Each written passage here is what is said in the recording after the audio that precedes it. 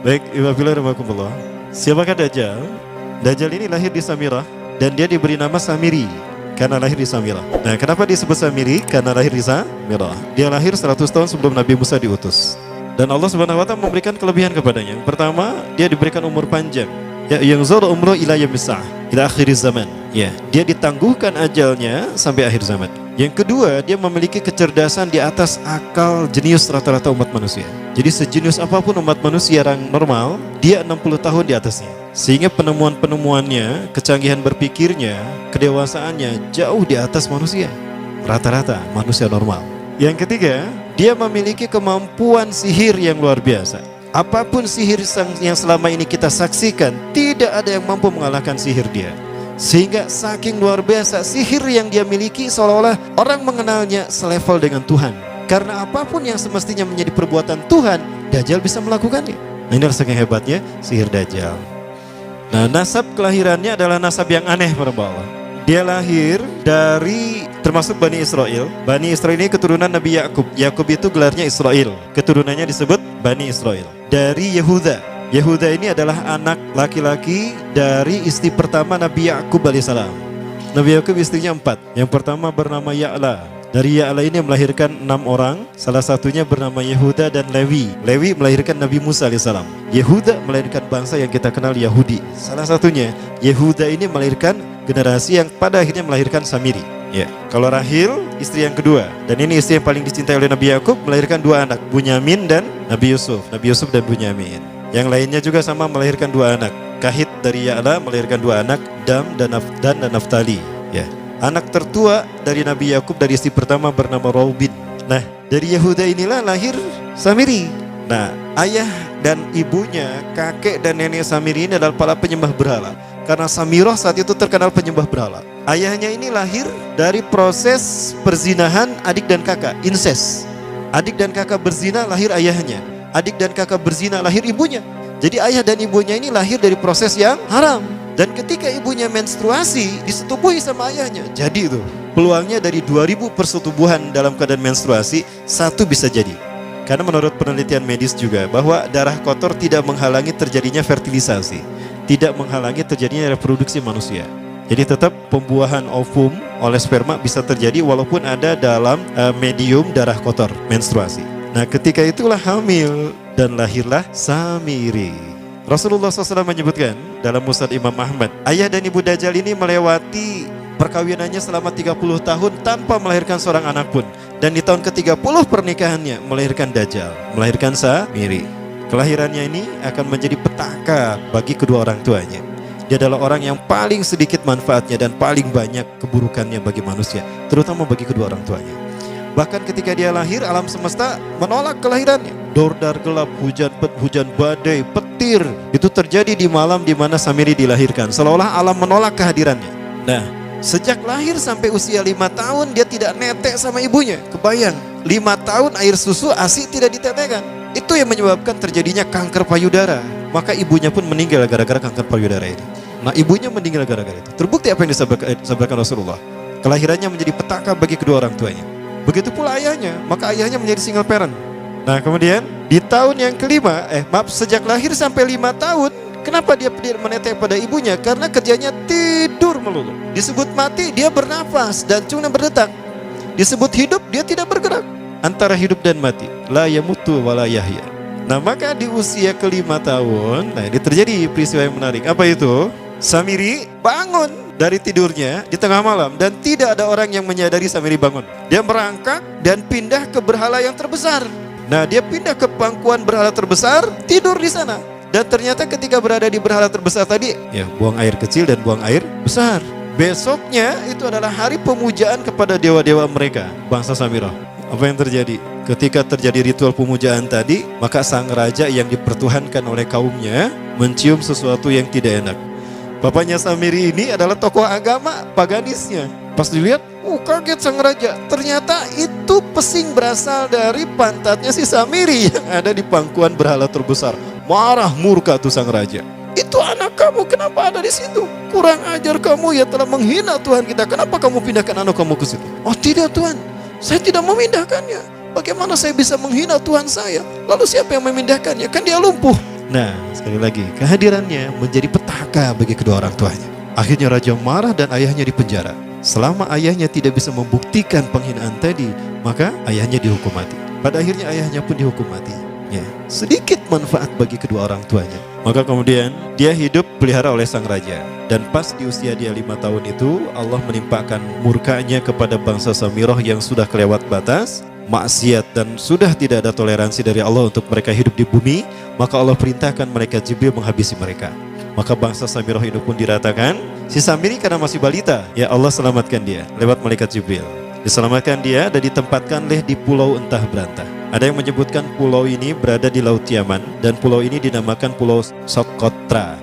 Pulau Socotra ini adalah pulau yang berada di ujung Jazirah Arab. Nah, ini Pulau Socotra. Ini pulau tempat di mana Dajjal atau Samiri dibesarkan sejak 5 tahun sampai usia 100 tahun. Ya, dari usia 5 sampai 100 tahun dia tinggal di Pulau Socotra ini. Nah, Pulau Socotra ini adalah pulau yang berada di kawasan Yaman. Pulau yang memiliki banyak keunikan luar biasa. UNESCO sempat ingin menjadikannya keajaiban yang ke-8. Kan ada 7 keajaiban dunia ya. Yang ke-8-nya tadinya ini. Namun karena dia terkait dengan Samiri Dajjal, maka banyak negara yang menentangnya, terutama negara-negara yang menjadi pengikut Dajjal.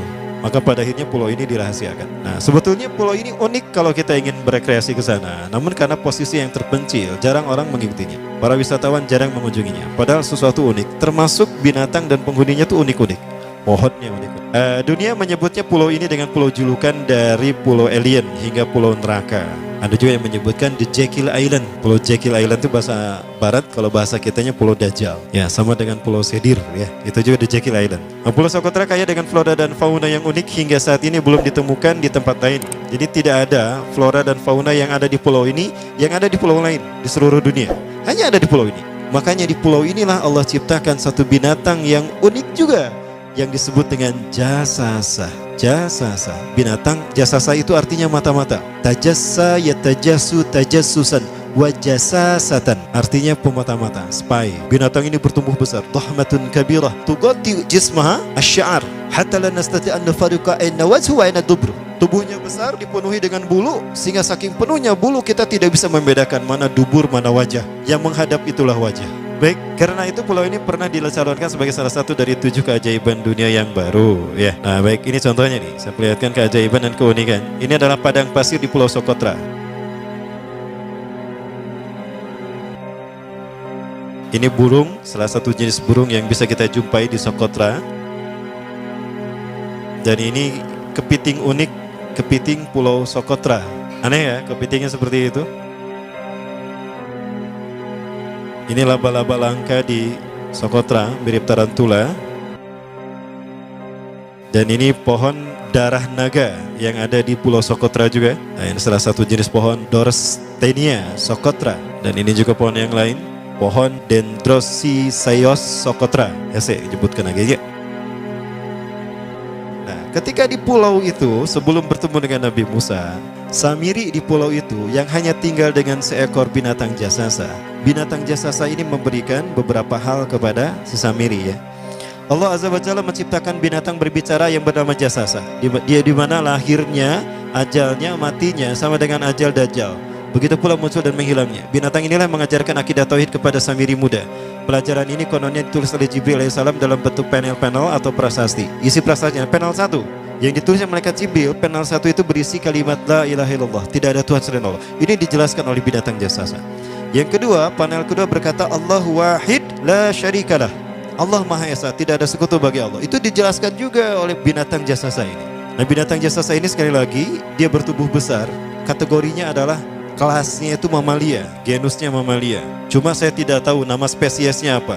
Pada tahun 2017, akhir dari bulan Agustus di Filipina ditemukan binatang seperti ini.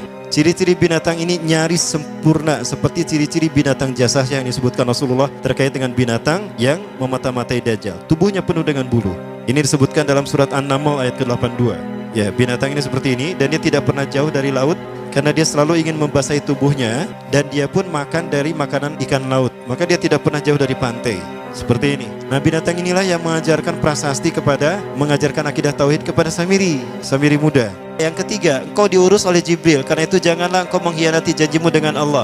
hanya engkau saja di pulau ini. Panel yang kelima, makanlah dan nikmatilah makanan minuman yang menjadi rizki dari Allah sesuai kehendakmu. Tidurlah sesukamu, tapi sembahlah Allah dalam berbagai keadaanmu dengan tasbih keesaan Allah kepadanya, yaitu dengan melaksanakan solat yang diwajibkan kepadamu. Allah lah sang raja, Allah yang Maha Esa. Dia tidak berayah dan tidak pula mempunyai anak. Allah Tuhan Tuhan yang maha besar dan maha agung. Dialah yang maha raja. Ada 7 panel. Panel yang ke-7 bercerita tentang Nabi Muhammad. Panel yang ke-6 itu bercerita tentang nabi-nabi, dan khusus panel yang ke-7 cerita tentang Nabi Muhammad. Jadi Dajjal sudah tahu, Samiri sudah tahu bahwa akan diutus Nabi Muhammad di akhir zaman. Dan itu nabi yang terbaik, makanya dia iri.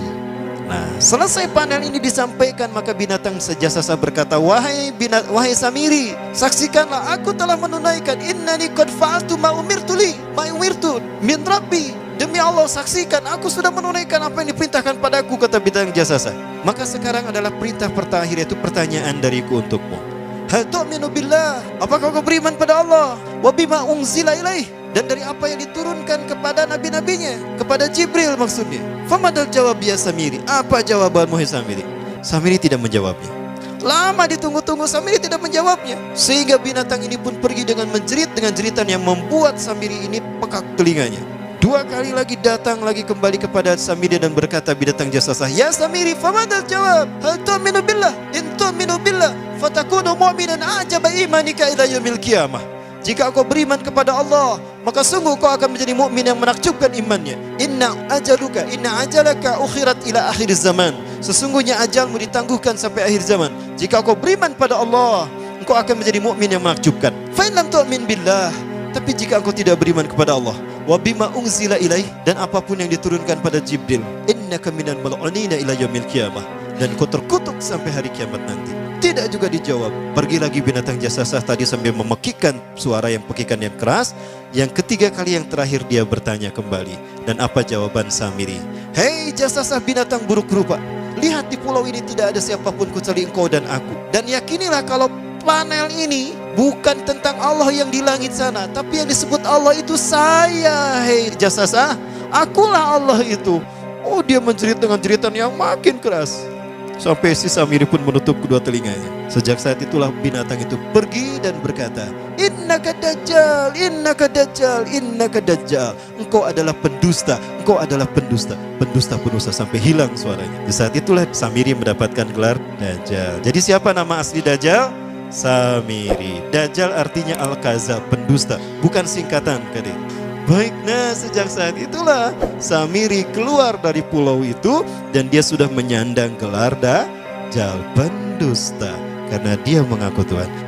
Baik, Iwabillah, jangan salah, Dajjal kecerdasan yang mampu melakukan cloning dan mampu melakukan berbagai macam riset dan eksperimen. Hatta eksperimen yang mengilhami film Hook itu Dajjal bisa melakukan. Bahkan ketika orang membayangkan kendaraan tercanggih itu pesawat terbang, Dajjal sudah mampu membuat piring terbang dengan kecerdasannya. Ya. Rasulullah menyebutkan kendaraan Dajjal itu dia bisa terbang, kata Rasulullah. Dan kecepatan terbangnya 5 km per sekon. 1 detik 5 km.